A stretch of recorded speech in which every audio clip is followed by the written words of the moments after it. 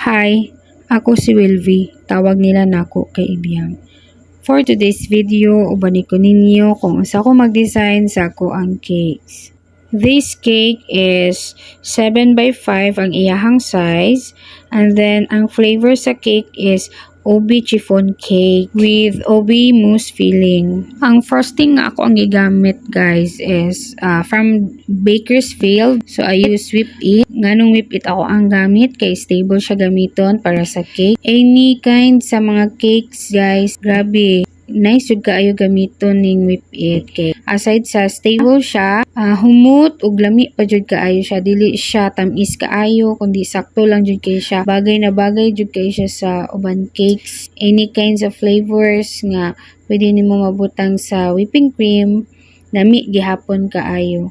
Actually guys, kani siya nga cake para masayo jud mo no. Ako ra jud mismo mo igabuot og design ani.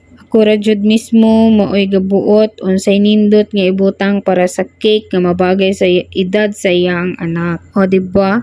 Gabuot-buot jud ko no. Alangan kay ingon magud si client nga wa daw siya kabalo kung unsay nindot i-design para sa birthday cake sa iyang anak. So ingon siya nga ibagay ra daw nako sa edad, 4 years old naman iyahang baby boy. So nakahuna-huna ko nga i-dino cake na lang ang design. Kay cute mo pud kaayo siya tan-awon good guys. And I know nga maganahan pod si baby boy and then ma-happy pod siya. So kani day siya nga cake guys is for pick up ra dain ni siya no. So ako ading before day na siya kwaon nga cake, ako sa jung i-remind ako ang client kung unsa nila paggunit ang cake, especially nga magmotor sila kay para dili bitaw siya madaot, madamage. Kay sus, sayang jud kaayo guys ug madaot siya. I mean kung madamage ang cake.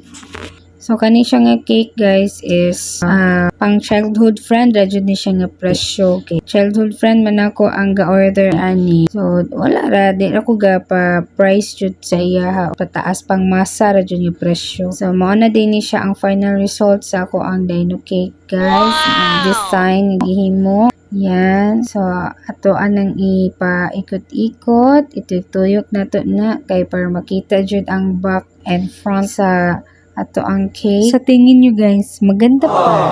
Kay gwapa pod ang baker ana. Charot lang. For reservation and inquire, so ay na mo pagduha-duha og message guys. Kung gusto mo makatilaw sa ko ang lamian nga cake, so i-message lang Silvia Espinola Hulapong Aglobo and my Facebook page nga Will's Delights Cakes and Pastries. So that's all guys. Thank you and God bless everyone.